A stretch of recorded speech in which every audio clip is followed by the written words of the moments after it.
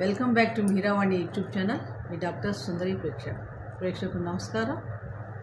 మనకి ఈ నెల విశ్వావస సంవత్సరంలోకి ప్రవేశించబోతున్నాం. అంటే కొత్త సంవత్సరం మార్చి నెల ఎండింగ్ కల్లా వస్తుంది. ఈ నూతన సంవత్సరంలో మనకి ఎలా ఉండబోతుంది, గతం కంటే ఏమైనా మెరుగ్గా ఉంటుందా? గోచార గ్రహాలు ఎక్కువ కాలం ఒకే రాశిలో సంచరించే 4 గ్రహాలైన గురు, శని, రాహు, కేతులు నలుగురు కూడా రాశులు మారుతున్నారు.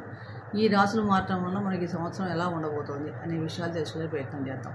అలాగే ఆదాయ వ్యయాలు ఎలా ఉంటాయి, రాజపూజ అవమానాలు ఎలా ఉంటాయి, ఏ పరిహారాలు చేసుకుంటే కనుక ఈ సంవత్సరం అంతా మనం అనుకూలమైన ఫలితాలు పొందగలుగుతాం అనే విషయాలు తెలుసుకుందాం.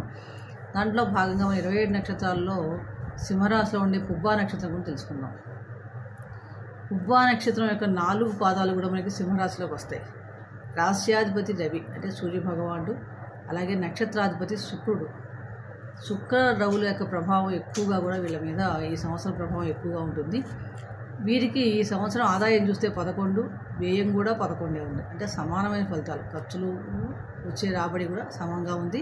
అలాగే రాజపూజ్యం 3, అవమానం 6గా కూడా కనిపిస్తుంది. ముఖ్యంగా ఈ సంవత్సరం వీళ్ళ చూసినప్పుడు విద్యార్థులకి, రాజకీయ నాయకులకి చాలా అనుకూలంగా ఉందని చెప్పచ్చు. పుబ్బా నక్షత్రం 4 పాదాల వాళ్ళకి. అలాగే ముఖ్యంగా రియల్ ఎస్టేట్ వ్యాపారస్తులు కూడా చాలా బాగుంది. నూనె వ్యాపారం చేసేవారికి వీరికి కూడా చాలా అనుకూలంగా ఉందని చెప్పవచ్చు. కానీ ఏమైనా మత్తు మందులు కానీ మెడిసిన్స్ చేసే వాళ్ళకి కూడా కొంచెం ప్రతికూలతలు ఎక్కువగా కనిపిస్తున్నాయి.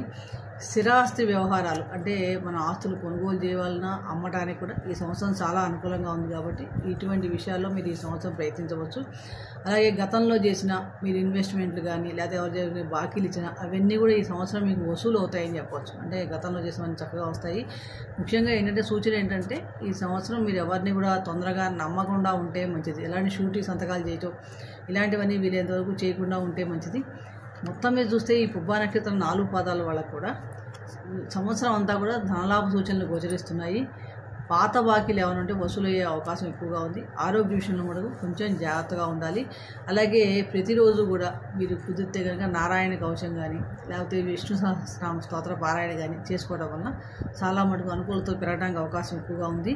అలాగే మీకు ఏంటంటే ఈ వివాహ ప్రయత్నాలు చేసే వాళ్ళకి కానీ ఇలాంటి వీటికి కూడా చాలా ఉద్యోగ ప్రయత్నాలు చేసే వాళ్ళకి ఈ సంవత్సరం మటుకు చాలా అనుకూలిస్తుంది. ఒక్కొక్కసారి అనుకోని సంఘటనలు జరగడానికి కూడా అవకాశం ఉంది. కాబట్టి వీలైనంతవరకు ప్రయాణాలు చేసేటప్పుడు, వాహనాలు నడిపేటప్పుడు చాలా జాగ్రత్తలు తీసుకోండి. ఆ ఈశ్వరుని కృప వలన ఈ నక్షత్రం వారందరికీ కూడా ఈ సంవత్సరం అంతా సంపూర్ణ ఆయుష్, ఆరోగ్యం కలగాలని ప్రార్థిస్తూ మరొక నక్షత్రం గురించి మరొక వీడియో చేసుకునే ప్రయత్నం చేద్దాం. సర్వే జనా సుఖినో భవంతు. శుభం భూయాత్.